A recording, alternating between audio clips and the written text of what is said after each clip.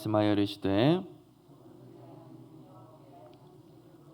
깊은 데에서든지 높은 데에서든지 구하라 하시니 아하스가 이르되 나는 구하지 아니하겠나이다. 나는 여호와를 시험하지 아니하겠나이다 한지라.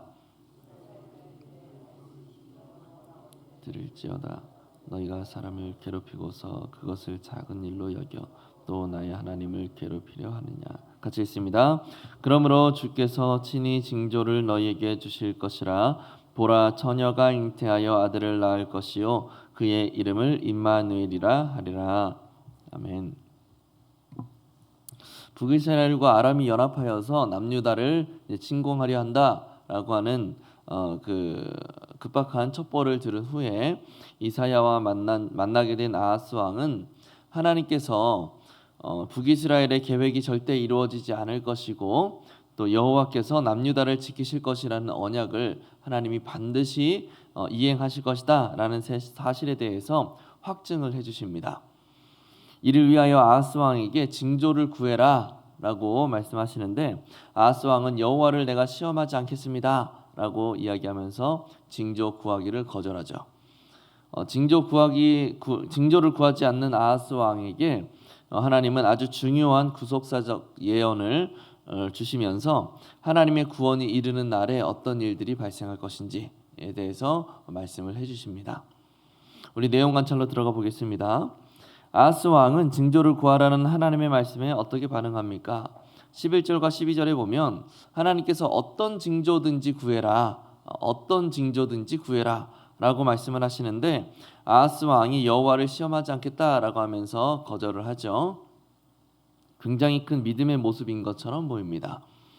이에 대해서는 연구와 묵상에서 자세히 살펴보도록 하고요. 내용 관찰 2번을 보도록 하겠습니다. 아하스 왕이 하나님의 제안을 거부하자 하나님께서는 어떤 징조를 주십니까? 아주 중요한 언약을 주시죠. 바로 처녀가 잉태하여서 아들을 낳을 것이고 그의 이름은 임마누엘이라고 불리게 될 것이다 라고 하는 그리스도의 탄생에 대한 예언입니다. 연구와 묵상으로 넘어가서 하나님께서는 왜 아하스 왕에게 일방적으로 징조를 주십니까? 사사기에 기드온이 등장을 하죠. 기드온을 보면 하나님께서 그를 부르셨을 때에 몇 차례나 징조를 구합니다. 양털에만 이슬이 맺히고 그 주변에는 이슬이 없게 해달라라고 하기도 하고, 또 반대로 주변 땅에만 이슬이 맺히고 양털에는 이슬이 맺히지 않게 해달라라고 또 징조를 구하기도 합니다. 이런 모습은 기드온의 허약한 성정을 드러내주는 모습이에요. 그러면 오늘 본문의 아하스 왕은 어떻습니까? 하나님께서 어떤 징조든지 구해라 라고 말씀하시는데, 그런 하나님의 말씀에 아닙니다, 내가 하나님을 시험하지 않을 겁니다 라고 답변을 합니다. 대단한 믿음의 모습 아닙니까? 기드온과 비교해보면 참 큰 믿음의 모습인 것처럼 보여요.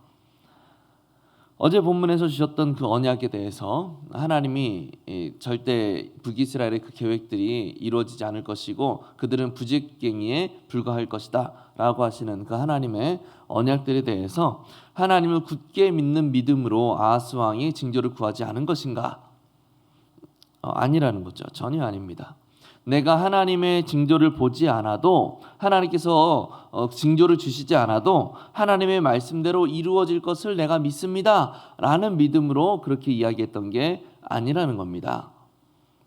오히려 아하스 왕의 태도는, 그 속마음은 이런 거예요.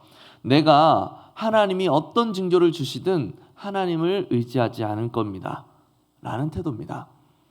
어차피 아하스는 여호와가 아니라 아수르를 의지하기로 지금 작정한 상태거든요. 그러니 굳이 여호와의 징조를 구할 필요가 없는 겁니다. 그래서 하나님은 13절에서 그런 아하스 왕에게 하나님이 징조를 구하라, 하나님께 징조를 구해라 라고 하는 그 말을 작은 일로 여겨서 하나님을 괴롭게 하느냐라고 하면서 강하게 책망을 하시는 겁니다. 하나님은 남유다에 불어닥칠 급박한 위기를 통해서 하나님의 보호하심과 하나님의 크신 능력이 남유다에 여전히 머무르고 있다는 사실을 드러내줌과 동시에 다윗의 집을 통하여 마침내 도래하게 될 그 메시아의 때, 그 메시아의 때를 차곡차곡 하나님께서 준비하고 계신다라는 것을 드러내주는 아주 중요한 중대한 계시의 도구로 사용하려고 하셨던 겁니다. 그런데 아하스 왕은 그런 하나님의 뜻과 계획을 가로막는 방해물이 되어버렸던 거죠. 느낀 점으로 넘어가서 경건한 듯 보이지만 실제로는 하나님보다 강대국 아수르를 더 의지하는 아하스 왕의 모습을 보면서 무엇을 느끼십니까? 만약 아하스 왕이 하나님께 징조를 구했다면 어땠을까요? 그랬다면 하나님은 아하스 왕이 어떠한 말도 안 되는 정말 말도 안 되는 징조를 구한다 할지라도 하나님의 뜻과 계획을 계시하기 위해서 그 징조를 이루셨을 겁니다. 그리고 그 징조를 접한 아하스 왕과 남유다 백성들은 아마도 하나님의 살아계심과 능력과 하나님의 그 위엄을 경험하게 되었을 것이고 히브리인들의 궁극적인 갈망, 곧 메시아의 오심을 통한 하나님 나라의 회복을 다시금 소망할 수 있게 되었을 거란 말이죠. 그리고 그 징조를 접한 아하스 왕과 남유다 백성들, 그러나 아하스 왕은 하나님의 징조를 구하라는 그 말씀을 가볍게 여김으로 하나님을 괴롭게 만들었고 하나님의 역사와 언약의 성취라는 그 계시가 성취되는 그 과정에서 어떠한 영광도 누릴 수가 없게 되었던 겁니다. 적용입니다. 내가 하나님보다 스스로의 판단과 인간적인 방법을 더 의지했던 적은 없습니까? 어려움이나 고난이 발생했을 때 하나님께서 우리에게 선택지를 주심으로 하나님의 역사를 경험하고 확신하게 만드실 때가 있습니다. 이거는 정말 하나님이 주신 거다, 하나님이 역사하신 거다라고 부인할 수 없을 정도의 확실한 그런 현상을 우리에게 주시기도 한단 말이죠. 그러면 마치 이런 거예요. 어려움이 발생했을 때 하나님께서 나에게 징조를 구해라 라고 아하스 왕에게 말씀하셨던 것처럼 그런 류의 말씀을 하셨다면 그래서 우리가 믿음으로 징조를 구했습니다. 하나님 이런 현상이 나타나도록 해주세요 라고 징조를 구했어요. 그런데 정말로 징조가 이루어졌습니다. 그리고 그 후에 그 어려움이 해결이 된 겁니다. 그러면 우리는 어떻게 생각하겠습니까? 하나님께서 나를 도와주셨구나, 정말로 하나님께서 역사하셨구나 라고 생각을 하게 되겠죠. 그러면 하나님의 능력과 역사에 대한 확신과 감격이 우리에게 발생할 겁니다. 그러면 우리의 믿음의 분량이 더 성장하게 되겠죠. 그런데 징조를 구하지 않았어요. 하나님이 구해라 라고 했는데 구하지 않았어요. 그런데 어느 순간 그 문제가 해결이 되기는 했습니다. 그렇게 되면 강팍한 인간은 그 공로를 하나님께 돌리지 않고 행운이 왔다 라고 생각하거나 우연히 해결이 되었구나 라고 그렇게 치부해버리기 십상이라는 거죠. 스스로의 판단과 인간적인 방법을 의지하게 될 때도 마찬가지입니다. 나의 판단과 나의 지혜를 의지해서 문제를 해결했다라고 한다면, 문제가 해결됐다라고 한다면 그 공로를 누구에게 돌리겠습니까? 나의 지혜에 돌리는 거예요. 마치 기드온이 자신의 위용을 과시하기 위해서 신상을 세웠던 것처럼 사도행전에서 헤롯이 마치 신과 같은 연설의 영광을 자신에게 돌렸던 것처럼 우리는 결국 하나님이 아니라 나에게 그 공로를 돌릴 수밖에 없게 된다라는 거죠.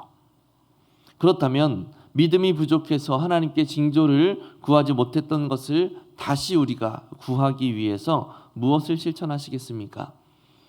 하나님께 징조를 구한다는 것은 하나님의 언약이 이루어질 것이다 라는, 신실하게 이행될 것이다 라는 사실을 확신하고 있다라는 의미를 내포하고 있는 겁니다.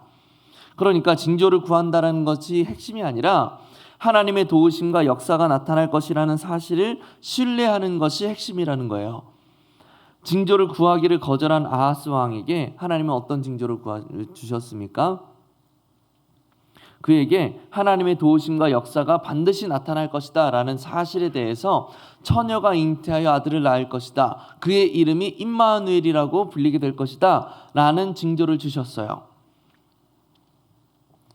로마서에서 말씀합니다. 그 아들을 우리에게 주시니가, 그 독생자를 우리에게 주시니가 무엇이 아까워서 너희에게 주시지 않겠느냐. 이 세상을 창조하신 그 순간부터, 아니 그 창조하시기 이전부터 이미 우리를 향한 구원을 이루시기 위한 모든 계획을 준비하시고 이루어 가시고 마침내 그 언약을 이루심으로 완료하셨던, 원수되었던 우리를 하나님의 백성으로 하나님의 자녀들로 삼아주셨던 은혜와 자비와 능력의 하나님이심을 우리가 묵상하게 될 때에 우리는 우리를 믿음 위에 굳게 세워주시기 위해서라면, 우리가 하나님을 바라보게 만드시기 위해서라면 그 어떤 것이라도 마다하지 않으시고 이루어 가실 하나님을 우리가 신뢰할 수 있게 된다라는 겁니다. 하나님의 은혜와 사랑은 십자가 위에서 충분히 드러났습니다. 차고 넘치도록 명확하게 보여졌죠. 결코 찢을 수 없는 성전의 그 휘장이 찢어졌던 것처럼 예수님의 육체가 처참히 찢어지고 부서지던 그때에 하나님의 은혜가 완성되었던 겁니다. 예수 그리스도의 은혜와 하나님의 사랑과 성령의 교통하심이 우리 무리와 늘 함께 있을지어다. 매 주일 매 예배마다 우리가 간절함으로 받는 그 축도문은 우리를 향한 하나님의 그 사랑과 인자하심과 능력 베푸심이 충만히 이루어지고 있음을 확신하게 만들어주는 은혜의 말씀이죠. 우리가 하나님의 역사와 도우심에 대하여서 확신하기 위하여, 하나님의 능력 베푸심과 우리와 함께 하심에 대하여 확신하기 위하여서 십자가에 드러난 하나님의 은혜를 늘 기억해야 된다는 겁니다.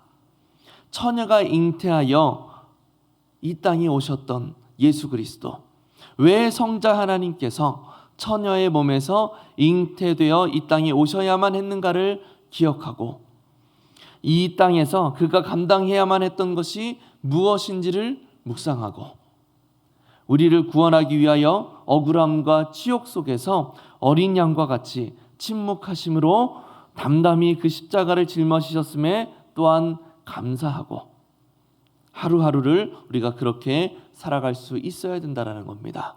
하나님의 십자가 위에 나타난 하나님의 은혜와 하나님의 그 사랑을 묵상하게 될 때 우리의 위기와 우리의 삶 속에서 늘 우리를 붙들어 주시는 하나님의 그 사랑을 우리가 더 굳건하게 믿을 수 있게 된다라는 거죠. 이것을 통하여서 우리 모두가 불꽃 같은 눈동자로 늘 우리를 지켜보시며 한시도 그 시선을 우리에게서 떼지 않으시는 하나님을 신뢰할 수 있게 되기를 바랍니다.